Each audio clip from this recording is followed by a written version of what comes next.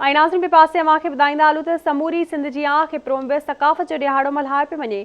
खिप्रो में गुलनि जहिड़नि ॿारनि मेन चौक ते गॾु थी मेणबतियूं ॿारे डांडिया डांस करे क़ौमी ईद जी राति बि भरपूर नमूने मल्हाई। रिपोर्ट करे रहियो आहे असद शाह।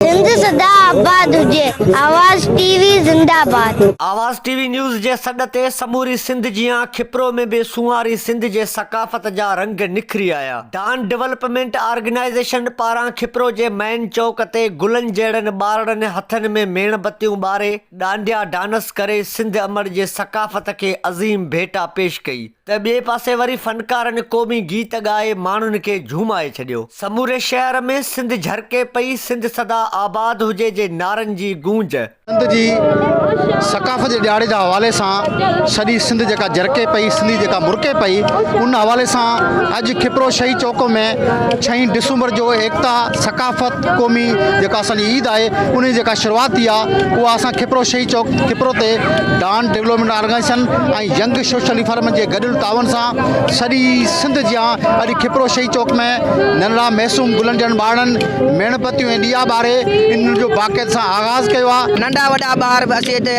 राति जो आदि निंडू फिटाए सिंध जे ॾियारो मल्हाइण लाइ आहियूं। असीं तालके खिपरे सिंध जा रहंदा रहियूं ऐं इंशाअल्लाह ताला ता क़यामत ताईं सिंध जो ॾियारो मल्हाईंदा रहंदासीं। क़ौमी ईद सकाफ़ती ॾियारे जे सिलसिले में तक़रीबन जो आगाज़ बाक़ाइदे सां शही चौक खिप्रो ते कयो वियो आहे। खिप्रो में तक़रीबन जो बाक़ाइदा आगाज़ शुरू कयो वियो आहे। सभिनी सिंध वासियुनि खे सिंध जी क़ौमी ईद मुबारक। आवाज़ टीवी जे सिरे हेठि सिंध सदा आबाद हुजे जे सिलसिले में एकता तक़रीबूं खिप्रो में शुरू थी चुकियूं आहिनि ऐं खिप्रो में तव्हां ॾिसी रहिया आहियो असां डान डेवलपमेंट ऑर्गेनाइज़ेशन ऐं वायसार जे प्लेटफॉर्म तां जेको आहे क़ौमी जेको आहे सकाफ़ती ॾियारे जे मौक़े ते जेका मेणबतियूं ॿारे ॾीया ॿारे सिंध सां मोहबत जो वचन वरंदा आहियूं, भेटा पेश कंदे खिप्रो में हिकिड़ो ईद वारो ॾियारो मल्हाए रहिया आहियूं ऐं पूरी सिंध में एकता तक़रीबूं शुरू थी चुकियूं आहिनि ऐं खिप्रे में बि हिन वक़्तु ईद जो समय आहे। तक़रीब में वचन वरजायो वियो त क़ौमी ॾींहुं ईद जे ॾींहुं जीअं आवाज़ न्यूज़ सथ सां भरपूर नमूने मल्हायो वेंदो। कैमरामैन सज्जाद शहर ऐं मोहम्मद इस्माइल सां गॾु असद शाह, आवाज़ टीवी न्यूज़ खिप्रो। सिंध सदा आबाद हुजे। आवाज़ टीवी जिंदाबाद।